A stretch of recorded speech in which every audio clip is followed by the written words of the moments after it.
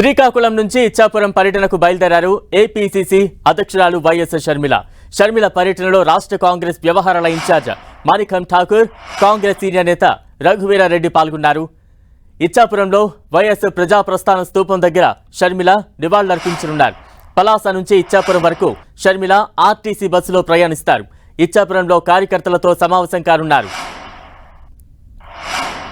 బాధ్యతలు చేపట్టగానే TDP, YCP సర్కార్పై పదునైన విమర్శలు చేసిన షర్మిల ఇప్పుడు జిల్లాల పర్యటనకు సిద్ధమయ్యారు. క్షేత్రస్థాయి పర్యటనలతో ఎన్నికలకు ముందు కాంగ్రెస్ ను బలోపేతం చేస్తున్నారు. YS family sentiment Ichchapuram to Idupulapaya రూట్నే షర్మిల ఎంచుకున్నారు. ఇప్పటికే వైఎస్ షర్మిల విశాఖకు చేరుకున్నారు.